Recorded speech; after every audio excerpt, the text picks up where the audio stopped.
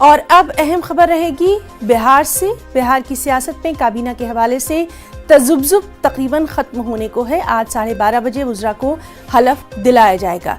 BJP से शाहनवाज हुसैन और नितिन नवीन का नाम फाइनल हो चुका है।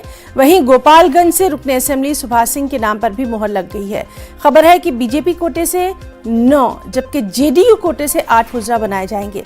वाज़ेह रहे कि पिछले साल 16 दिसंबर को नीतीश कुमार ने 14 वज़रा के साथ वज़ीर आला के ओहदे का हलफ लिया था। फिलहाल काबीना में 22 वज़रा की जगह खाली है। आज पहली बार नीतीश हुकूमत की काबीना में ये तौसीह की जा रही है। तो आज 12:30 बजे नीतीश कैबिनेट में ये तौसीह होना है और कई अहम नाम यहां पर सामने आ रहे हैं।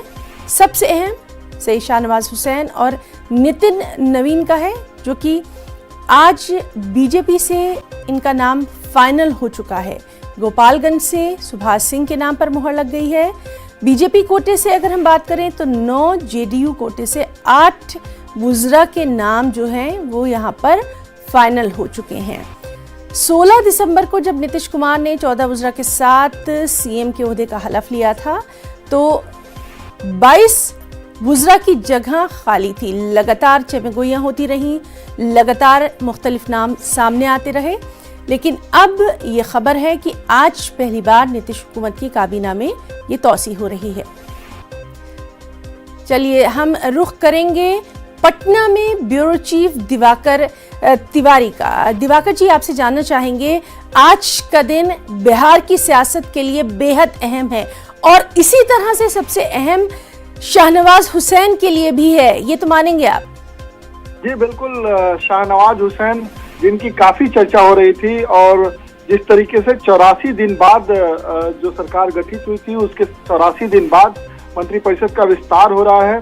शाहनवाज हुसैन जो काफी चर्चित चेहरे रहे हैं उनको विधान परिषद में जगह दी गई, सदस्य बनाया गया और अब जो है मंत्री पद की शपथ लेंगे वो।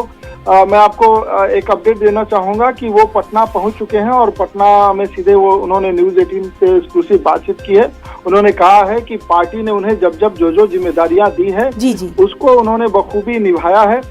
उसी तरीके से मैं आपको बताना चाहूंगा कि जो बीजेपी कोटे से ज्यादातर चेहरे हैं वो काफी युवा हैं। इस बार अगर मंत्री परिषद का स्वरूप देखेंगे, जो कैबिनेट है नीतीश कुमार का, उसमें जो चेहरे हैं वो मैं आपको बताना चाहूंगा कि शाहनवाज हुसैन जिनकी उम्र जो है 52 वर्ष है, उसी तरीके से सम्राट चौधरी हैं जिनके पिता सांसद और विधायक रहे हैं, उनकी मां भी विधायक रही हैं। सम्राट चौधरी तीसरी बार मंत्री पद की शपथ लेंगे।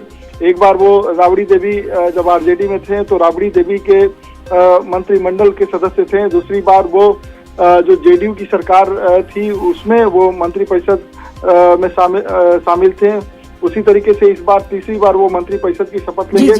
तो आलोक रंजन झा हैं जो नए चेहरे हैं। अगर प्रमोद कुमार की बात करें तो वो पिछली सरकार में भी मंत्री रहे हैं। जनक राम जो दलित चेहरे के रूप में सामने आ रहे हैं।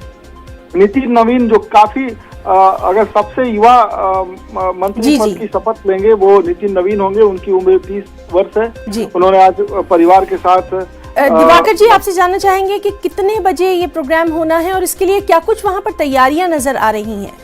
देखिए 12:30 बजे तय किया गया है, मंत्री पद की शपथ दिलाई जाएगी। शपथ ग्रहण समारोह राजभवन में आयोजित किया जाएगा। जो तैयारियां हैं वो काफी सुरक्षा के काफी कड़े इंतजाम किए गए हैं। जो तमाम दलों के जो विपक्षी दलों के नेता हैं उनको भी आमंत्रित किया गया है। अभी तक ये साफ नहीं हो पाया है कि केंद्रीय नेतृत्व की तरफ से बीजेपी से कौन नेता शामिल होंगे, क्योंकि पार्लियामेंट में भी चल रहा है और व्हिप जारी हुआ है। तो अब देखने वाली बात होगी कि जी। तो बहरहाल बिहार की सियासत के लिए आज का दिन बेहद अहम, लगातार हमारी नजर बनी रहेगी। दिवाकर, बहुत बहुत शुक्रिया आपका तमाम तर जानकारी के लिए।